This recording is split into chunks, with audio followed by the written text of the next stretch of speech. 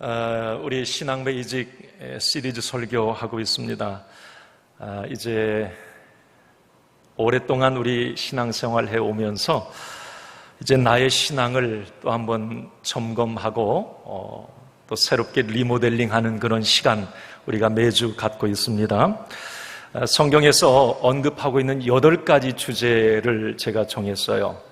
이 8가지 주제는 성경에서 말하는 주제이고 또 우리 신앙생활 하는데 가장 중요한 중심 주제들입니다.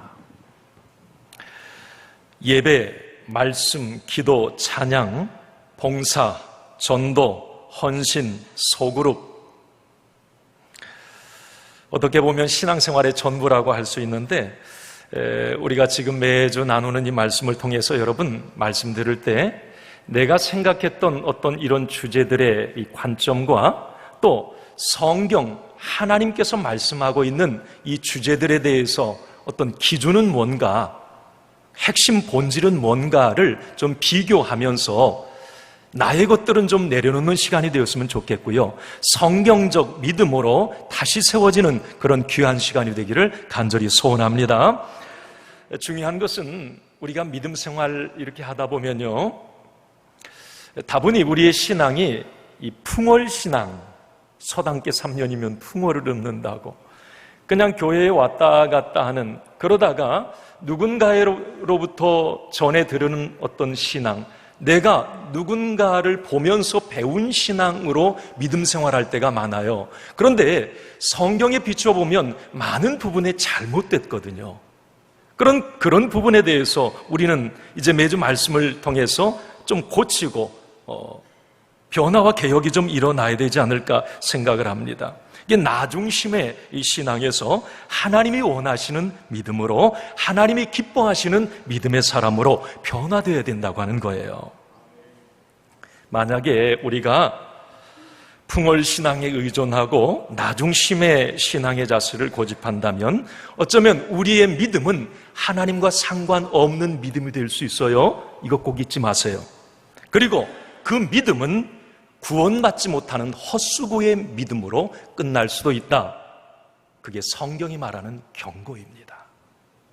우리는 예배, 말씀, 기도, 찬양, 봉사, 전도, 헌신, 소그룹 많은 부분 우리는 신앙생활을 통해서 지금 행해지고 있는 이런 신앙의 주제들 오늘 말씀을 통해서 새롭게 좀 생각하는 시간이 되었으면 좋겠고요.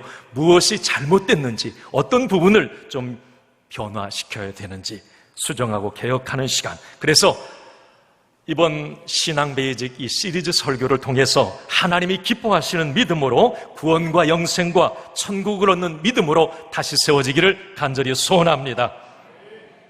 오늘 이제 신앙 베이직 4번째 주제입니다. 찬양에 관한 말씀입니다. 여러분, 찬양 우리 잘하고 있는 걸까요? 찬양은 우리 믿음의 사람들에게 뗄래야 뗄 수 없습니다. 만약에 예배에 찬양이 없다고 생각해 보세요. 우리 시온 찬양대 찬양을 했어요. 우리는 예배를 또 시작해 나가면서 여는 찬양들을 많이 했습니다. 찬송가로 찬양했어요. 만약에 교회 이 믿음 생활에서 찬양이라고 하는 부분이 없다면 여러분 어떻게 될까요?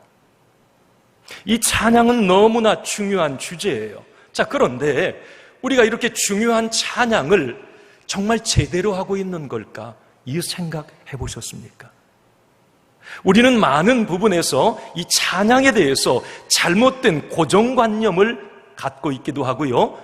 잘못된 풍월신앙의 이 찬양에 의존해 찬양을 하는 경우가 참 많이 있습니다. 저는 오늘 찬양에 관한 주제의 말씀을 통해서 저와 여러분들이 하나님이 원하시고 하나님이 기뻐하시는 그런 찬양을 드리는 저와 여러분들로 세워지기를 간절히 소원합니다. 이 시간 우리 한번 찬양에 관한 말씀이니까 우리 전심으로 하나님을 한번 찬양하고 오늘 말씀을 이어가도록 합시다. 찬양하라 내 영혼아, 송축하라 내 영혼아. 우리 두 손 들고 함께 찬양합시다. 찬양하라 내 영혼아, 찬양하라 내 영혼아, 내 속에 있는 것들아 다 찬양하라. 송축하라 내 영혼아, 송축하라 내 영혼아, 송축하라 내 영혼아, 내 속에 있는 것들아 다 송축하라.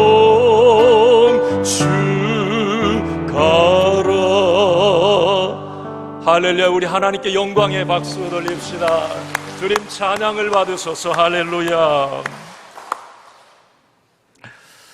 여러분, 찬양은 지금 이 시대뿐만이 아니라 우리에게뿐만이 아니라 성경의 역사, 구약의 역사, 신약의 교회의 역사, 또 초대교회, 중세교회, 현대교회까지 넘어오면서 이 교회의 역사, 성경의 역사 가운데 이 찬양, 이 찬송, 찬미라고 하는 것은 너무 중요하게 다루어져 왔습니다. 일례로 이 찬양이 이렇게 중요하다 보니까 현대교회 이 찬양의 이 비중 또한 점점 이렇게 커져가는 것을 보게 되는데, 여러분, 찬양 시간이 더 많아지고 지금 더 늘어나고 있어요. 아마 우리 주일교회도 찬양이 지금 상당히 많아졌을 겁니다. 2부 예배 같은 경우는 찬양 예배예요. 지금 우리 3부 예배 전에 2부 예배는 찬양단이 얼마나 뜨겁게 찬양하는지 몰라요. 찬양을 많이 하자. 왜 그러냐면 성경의 중심 주제가 한 부분이 찬양이기 때문에 그렇습니다. 하나님은 찬양을 받으시고 찬송 중에, 찬양 중에 거하시는 분이시기 때문에 그렇습니다. 우리 찬양 많이 해야 돼요. 교회에서 찬양 많이 해야 됩니다. 과거에는 찬송가 위주의 찬양을 참 많이 했죠. 우리 여기 신앙의 1세대 어르신들 찬송가 많이 하시잖아요. 그런데 점점 이제 90년대 이 찬양이 막 활성화되면서 경배와 찬양 조금씩은 달라요. 복음성가, CCM, 여러 이름의 이 찬송가 위주의 이 찬양들이 활성화됐습니다. 저는 개인적으로 생각할 때 찬송가가 되었든지요, 이 복음성가가 되었든지 하나님을 높이고 하나님을 찬양한다고 하는 이 부분에 대해서는 참 바람직한 현상이다, 이런 생각을 갖습니다. 그런데 또 일각에서는 그런 우려도 해요. 저도 한편으로는 어떤 부분에 그런 생각이 들기도 하는데, 이건 뭐냐면 갑작스럽게 이제 찬양이 찬송가 이외에도 복음성가, CCM, 경배와 찬양 많이 이렇게 확산되고 불려지면서 어떤 부분에 이 찬송의 영성이라고 말할까요? 이 찬양의 깊이가 좀 약해지는 것을 느끼게 됩니다. 본래 성경에서 말하고 있는 이 찬양의 본질에서 약간 좀 벗어나고 있는 부분도 있다라는 생각을 또 갖게 되면서 좀 그런 부분들만 이렇게 보완되면 많은 부분에 찬양이 좀 더 확산되고 활성화됐으면 좋겠다라는 생각을 제 개인적으로 갖습니다. 저의 경우 이 찬양을 참 좋아해요. 이렇게 부르기도 좋아하고 듣기도 좋아하고요. 혼자 있을 때는 기타 치면서 찬양도 참 많이 합니다. 차 타고 가다가도 늘 찬양 듣는 게 일상이에요. 그러다 보니까 많이 하면 익숙해지면서 귀가 열려요. 신비하죠? 찬양을 듣는 귀가 열린다. 아마 여기 찬양을 늘 익숙하게 듣는 분들은 저하고 똑같은 말을 할 수 있는데, 그게 뭐냐면 어떤 찬양은 찬양을 듣다 보면 어설픈데도 정말 그 찬양의 은혜의 강물이 흘러넘쳐요. 내 심령을 뜨겁게 하고 그냥 흘러나오는 라디오의 찬양인데도 내 마음에 너무나 큰 은혜와 감동과 응답을 주는 찬양이 있어요.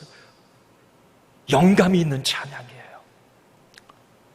제가 가끔 그런 적이 있는데 이 도시라 여기는 좀 못해요.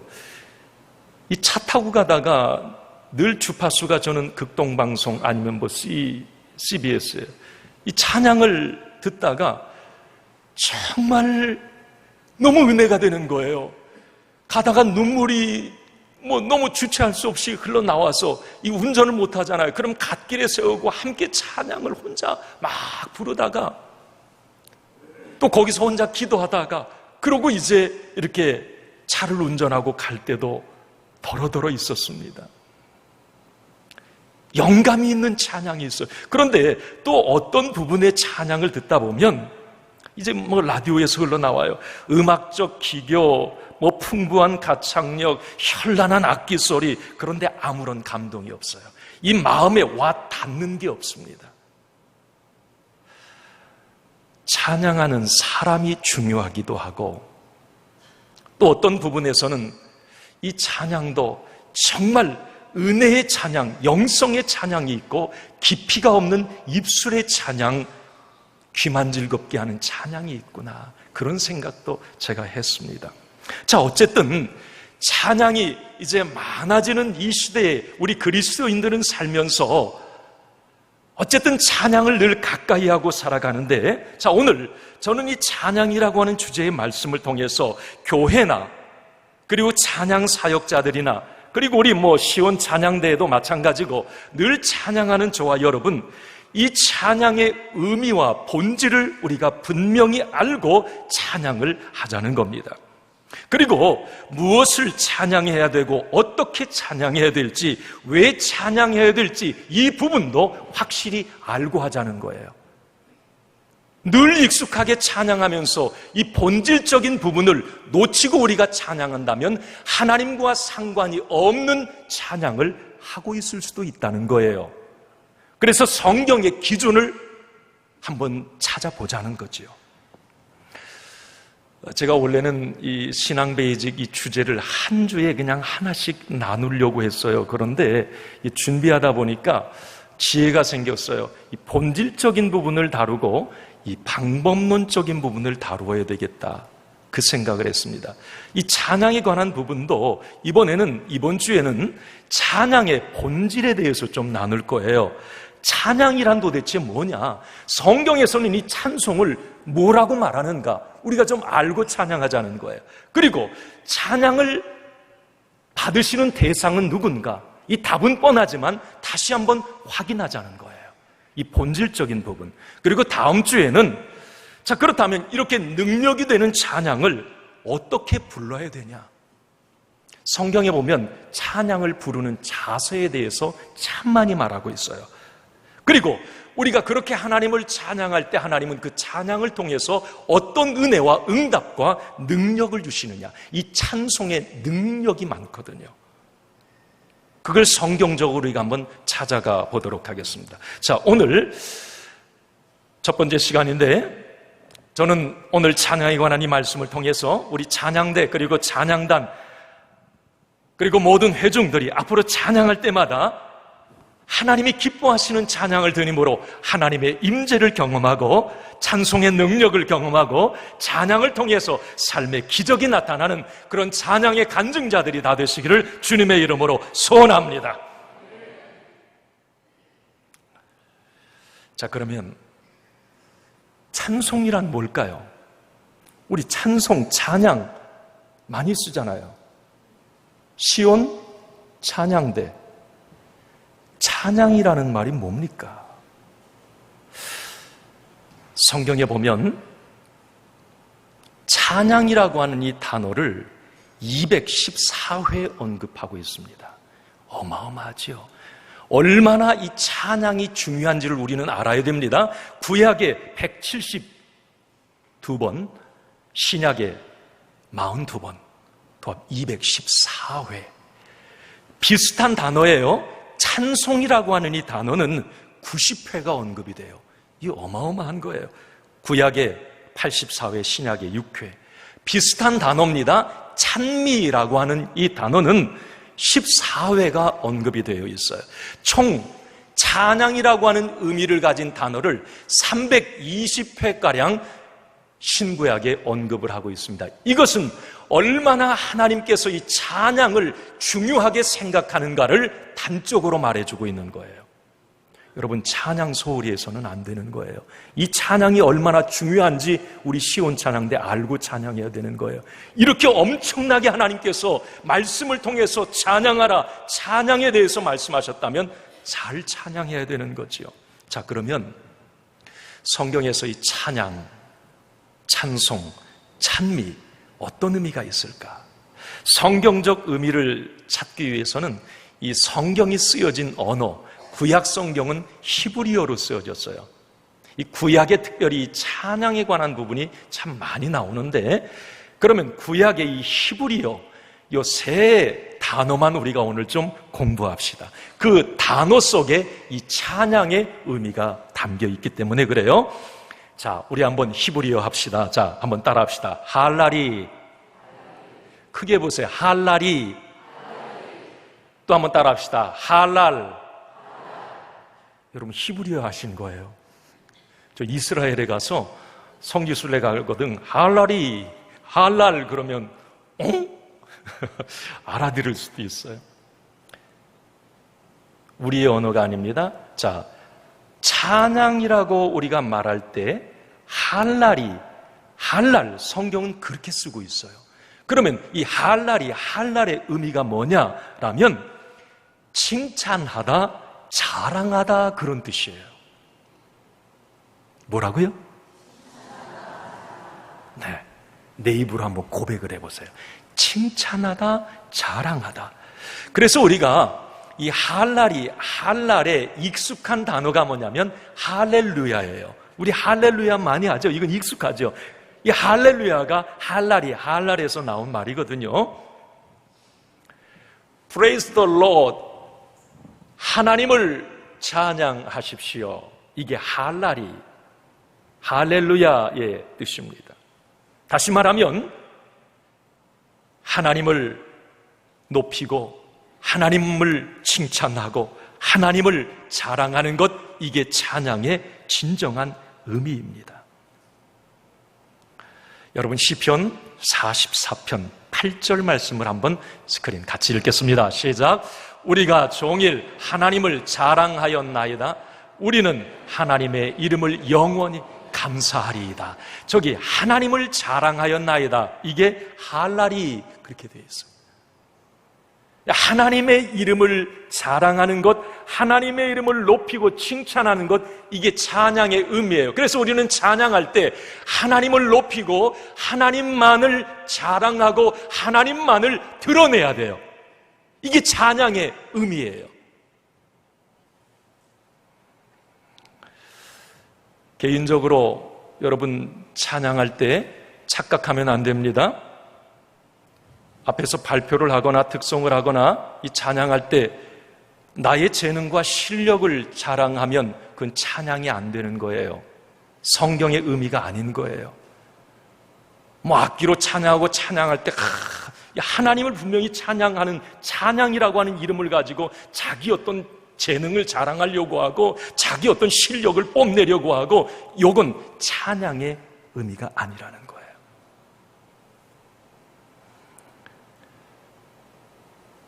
우리 찬양단도 성가대도 마찬가지예요. 찬양을 하고 내가 칭찬을 들으면 안 돼요. 내가 높임을 받으면 안 되는 거예요.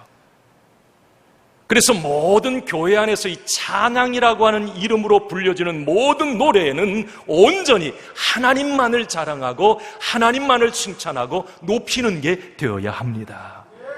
우리 주일교회 안에서 앞으로 찬양이 드려질 때, 찬양이 발표되고 이 노래되어질 때, 여러분 그 찬양을 통해서 우리 하나님만이 높임을 받으시고 하나님만이 드러나고 하나님만을 자랑하는 찬양이 되기를 바랍니다.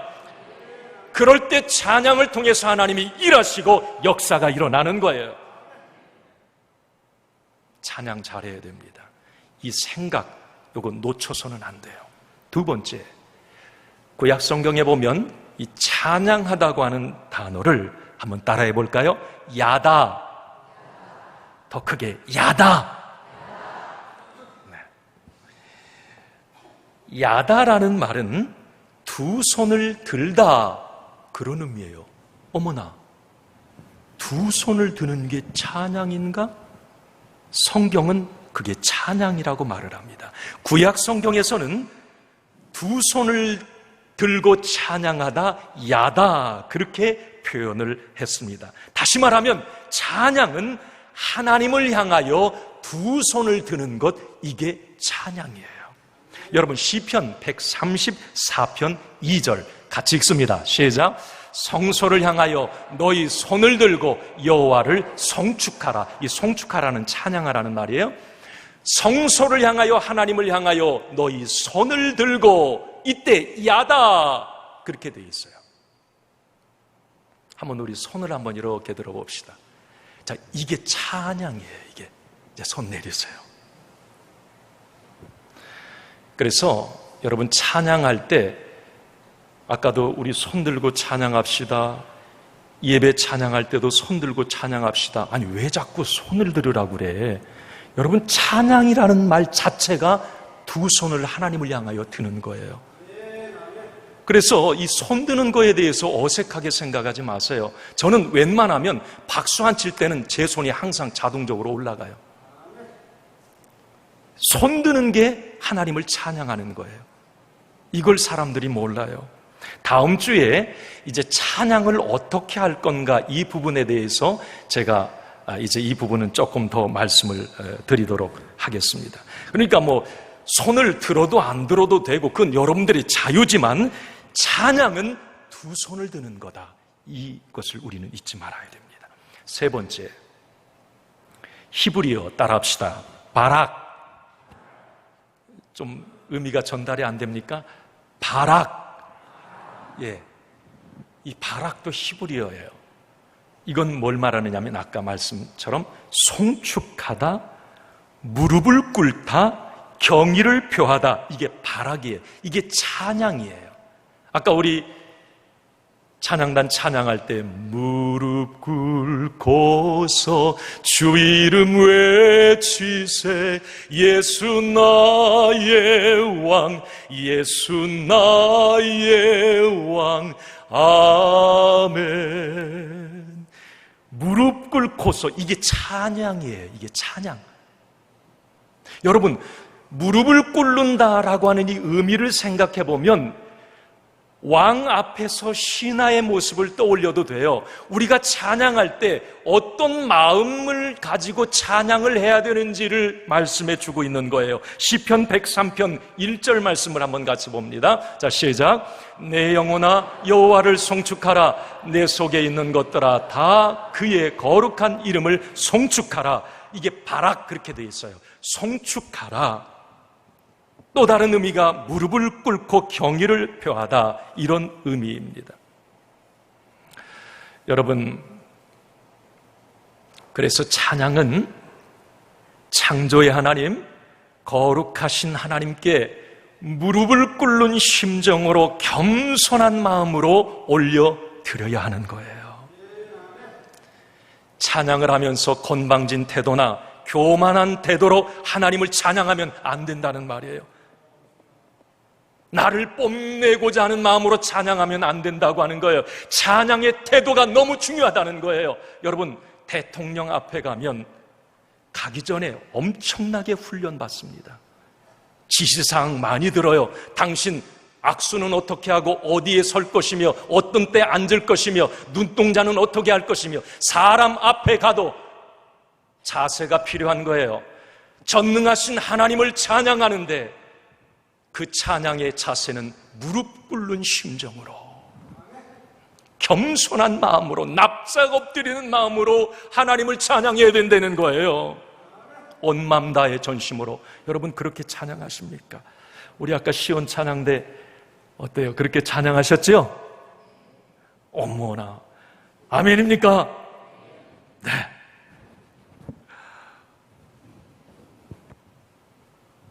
요즘에 BTS 방탄소년단 세계적으로 아주 유명한 아이돌 같습니다. 예전에 영상 이렇게 요즘에도 아랍권까지 진출했더라고요. 아랍권에는 여자들이 이 콘서트 못 갑니다. 그런데 목숨 걸고 간다는 거예요. 그 방탄소년단 보기 위해서. 그런데 여러분 그 콘서트 하는 이 모습을 보면 여러분 가히 열광적입니다. 아이돌이 우상이라는 뜻 아닙니까? 완전 우상이에요. 간절함이 있어요. 뭔가 거기에 참여한 그 아이들을 보면 건들면 그냥 톡 터져버릴 것 같아요. 막 열정과 집중과 그 BTS에 완전 몰입해 있어요.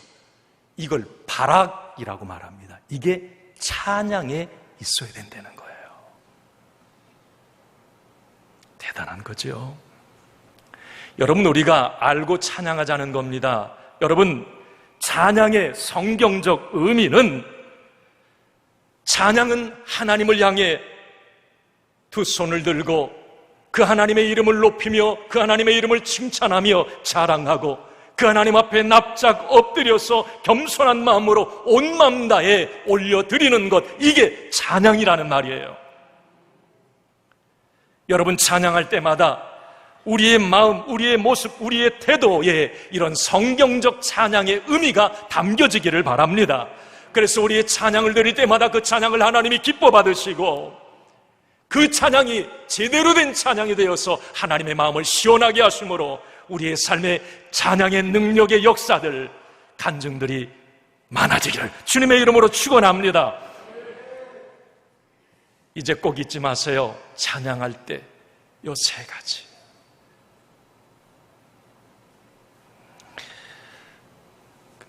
마지막으로 찬양의 대상에 관한 부분입니다. 확실히 해야 될 것, 찬양할 때마다 우리 모두가 다시 한번 확인하고 다짐해야 될 게 있어요. 찬양을 받으시는 대상은 누구인가? 이 생각줄 놓치지 마세요. 찬양할 때 지금 나는 누구에게 찬양을 드리고 있는가? 내 감정, 내 느낌, 나 좋으라고 지금 노래를 부르고 있는가? 아니에요. 찬양을 받으시는 분은, 지금 찬양을 들으시는 분은 여호와 하나님이세요. 이 마음 관점을 가지고 우리는 찬양을 해야 되는 거예요. 사람도, 교회도, 교회의 어떤 가치도 절대 찬양의 대상이 될 수 없습니다. 만약에 하나님 이외에, 성삼위 하나님, 예수 그리스도, 성령님 이외에 다른 것들을 노래한다면 그 사람은 이단임에 분명합니다. 다른 것들을 노래하는 공동체가 있다면 그건 이단 종교 맞아요. 이단 가보세요. 제가 가본 건 아니에요. 가지 마세요. 이단, 안상홍님의 이름으로 기도합니다. 안상홍을 찬양합니다. 이만희를 찬양합니다. 여러분, 사람을 노래해요? 이건 있을 수가 없는 거예요. 찬양의 대상은 온전히 여호와 하나님 한 분뿐이라는 거죠. 이걸 분명히 알고 우리 성가대 찬양단 찬양 인도자 모든 성도들은 이걸 분명히 알고 확인하면서 찬양을 해야 되는 겁니다.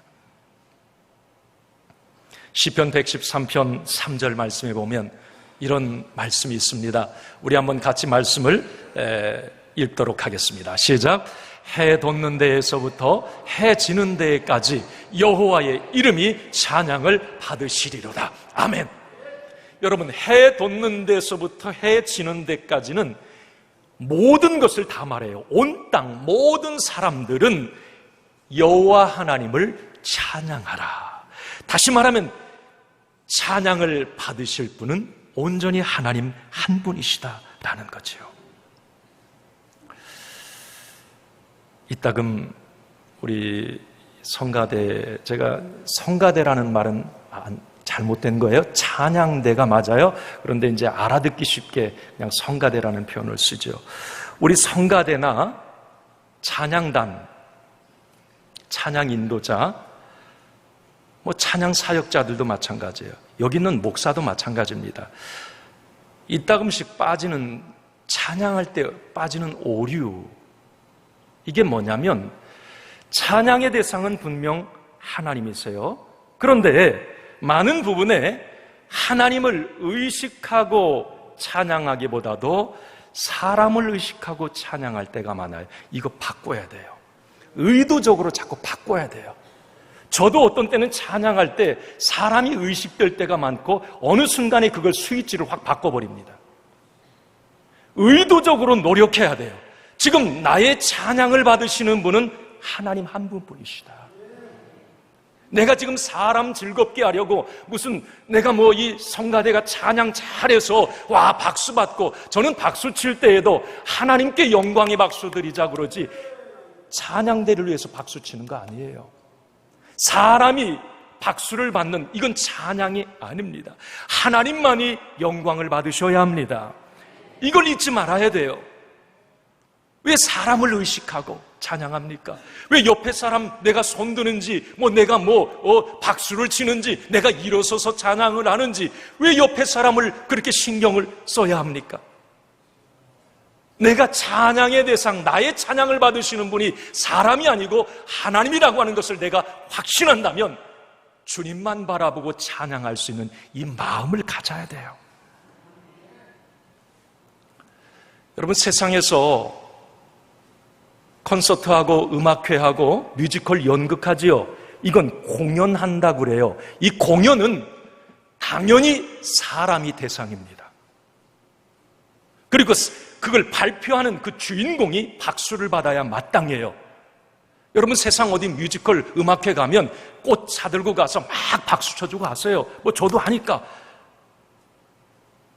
그런데 교회 안에서 예배를 통해서 진행되는 찬양은 온전히 그 찬양의 대상이 하나님이시라면 이건 공연이 아닌 거예요. 찬양을 하는 사람들이나 발표하는 사람들이나 모든 회중들은 하나님께만 초점을 맞추고 하나님을 의식하며 하나님이 기뻐하시는 찬양을 올려드려야 하는 것입니다. 내가 찬양을 할 때 사람에게 잘했다 이 소리 안 들어도 괜찮아요. 하나님께서 내 찬양을 잘했다 칭찬해 주시면 되는 거지요.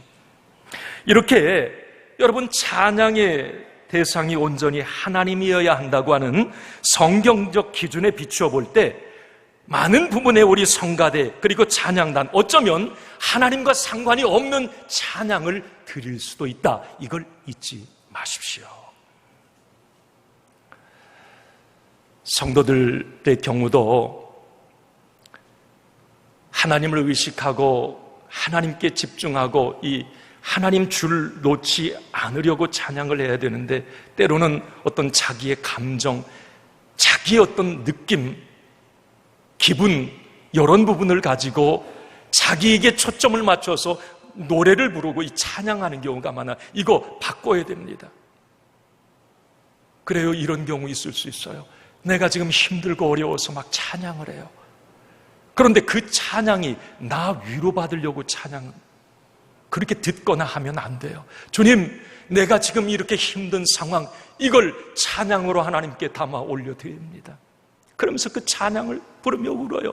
그러면 그 찬양의 대상이 하나님이시라면 성령께서 그 찬양을 통해서 막 일하시는 거예요. 마음을 뜨겁게 하시고 믿음의 담력을 주시고, 빌립보 감옥이 찬양할 때 열렸던 것처럼 내 삶의 문제들이 열려지게 되고, 여러분, 찬송은 이렇게 능력이에요. 하나님께만 집중하는 찬양을 드릴 때 이런 찬양의 역사들이 일어나게 되는 것입니다. 우리 주일교회가 저와 여러분들이 이런 찬송의 능력을 경험하기를 간절히 소원합니다. 찬양할 때에도 가끔씩 그래요. 아우, 성가대 오늘 찬양 잘했네. 왜 성가대가 찬양이 오늘 죽 썼네? 뭐 예를 들면 찬양은 하나님께 드리는 거기 때문에 우리 회중이 그걸 잘했다 잘못됐다 평가해서는 안 돼요. 공연은 당연히 평가해야 됩니다. 죽을 쓰면 환불 받아야 돼요. 그러나 찬양은 하나님께 올려드리는 것이기 때문에 아우 저 찬양 잘했어. 에이 못했어. 왜 저래? 앞에 찬양할 때 왜 저 사람은 머리는 저렇게 하고 왜 옷은 또 저걸 입고. 여러분 그게 중요한 게 아니에요. 지금 잘했다 잘못됐다 환경 이게 아니에요. 찬양은 온전히 하나님만 바라볼 수 있어야 돼요. 이게 잘 안 될 수도 있어요. 그래도 의도적으로 나는 지금 찬양하고 있어. 나는 주님을 바라보고 찬양해. 주님 내 찬양을 통해서 영광 받으소서. 자꾸 이렇게 결단하며 찬양을 해야 됩니다. 여러분 오늘 이 시편 기자가 시편 150편 본문에서 참 절절해요. 이 시편 150편 읽다 보면 여러분 1절 2절만 한번 읽어봅시다. 오늘 1절 2절까지만 강의하고 다음 주에 이제 3절부터 강의합니다. 오늘 1절 2절 시작.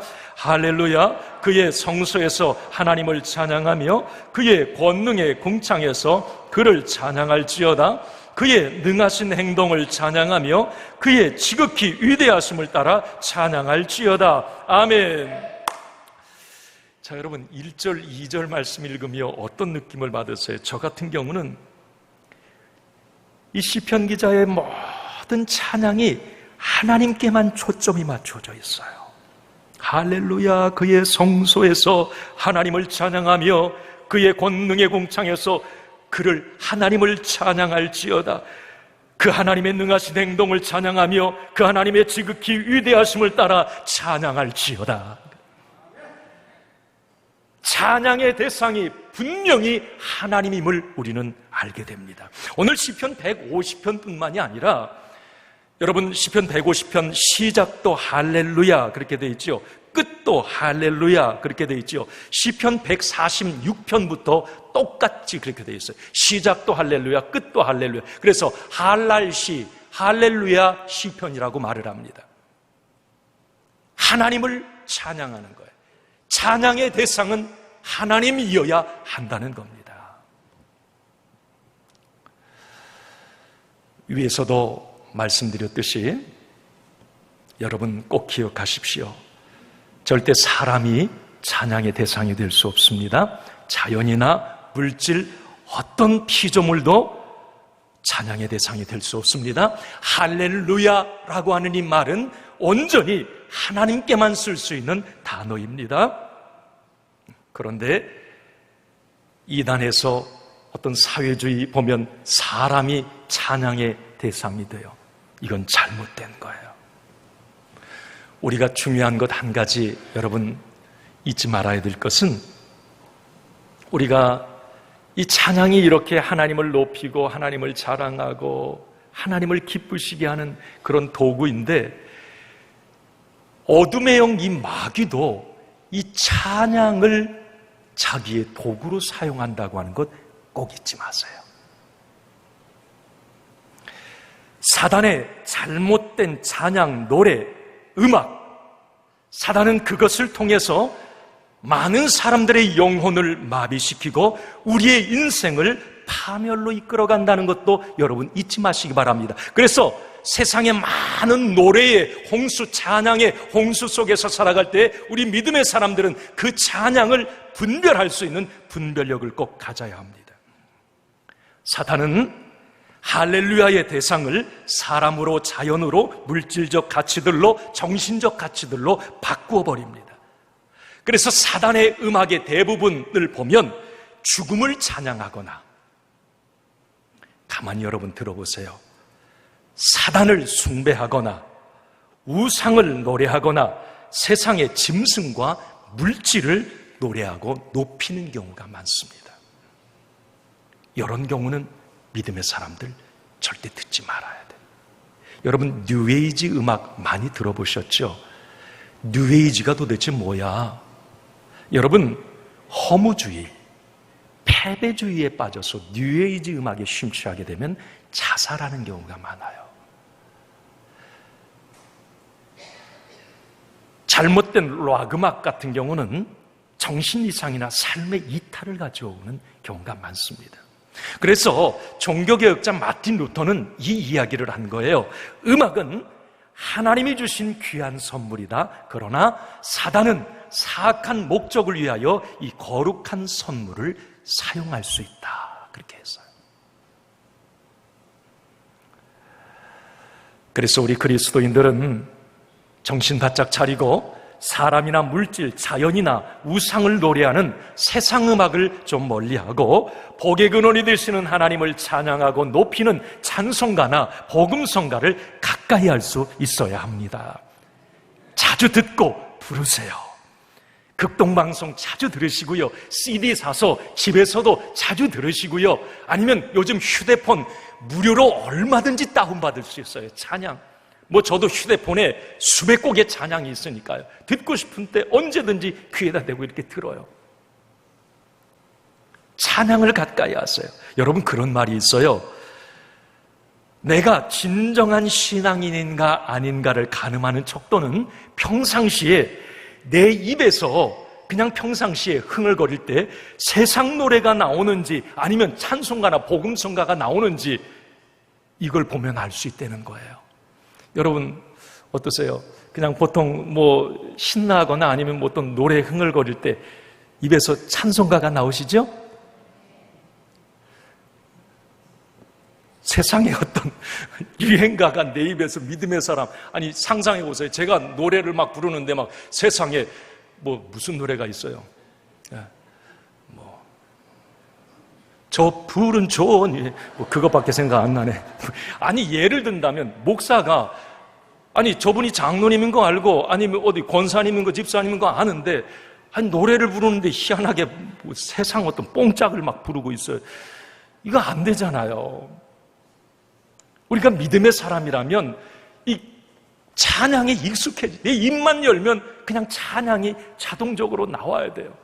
여러분 진짜 믿음의 사람은요 세상의 유행가도 그냥 부르다 보면 찬송으로 바꿔버려요. 어떤 권사님이 손자 이렇게 재우면서 아기야 나비야 이리 날라오너라 노랑나비 흰나비 춤을 추며 오너라 십자가에 달려서 예수 고난 보셨네 나를 구원하시리 예수밖에. 여러분 그냥 예를 웃으라고 드는 거예요. 아니 세상 노래도 부르다가 우리 믿음의 사람들은 바꿔 불러야 돼. 그런데 거꾸로 예를 들면 어떤 분은 그랬대요. 믿음이 약한 분이죠. 사막에 샘이 넘쳐 흐르리라 사막에 꽃이 피어 향내 내리라 그 누가 아무리 자기네 땅이라고 우겨도 독도는 우리 땅. 그냥 이건 웃자고 한 얘기고요. 어쨌든 우리 믿음의 사람들은 그냥 평상시에 입만 열면 그냥 이 찬양이 자연스럽게 이렇게 나와야 돼요. 여러분 하나님을 높이는 찬양 많이 하시고요. 그리고 이제 찬양할 때 찬양을 받으시는 분이 하나님이시라면 사람을 의식하지 말고 하나님만 생각하고 찬양하시기 바랍니다. 그리고 하나님께 영광을 돌려야 되겠다고 하는 각오로 찬양을 하시기 바랍니다. 이제 말씀을 마칩니다. 여러분 찬양은 하나님의 명령입니다. 중요한 거예요. 할렐루야 할렐루 당신은 찬양하십시오. 명령이 할렐루 야훼 여호와 당신은 하나님을 찬양하십시오. 그게 할렐루야 그런 뜻이에요. 명령이에요. 찬양은 우리 믿음의 사람들이 내가 하고 싶어서 하고 안 하고 싶을 때 안 하고 그게 아니에요. 찬양은 성도의 마땅한 의무입니다. 필수 사항이에요. 선택 사항이 아니에요. 그리고 찬양받기에 합당하신 분은 오직 하나님 한 분뿐이십니다. 이렇게 하나님께만 초점을 맞춰 찬양할 때에 우리는 찬송 중에 거하시는 하나님을 만나게 됩니다. 그리고 찬양을 통해서 성령의 임재와 성령의 충만함을 경험합니다.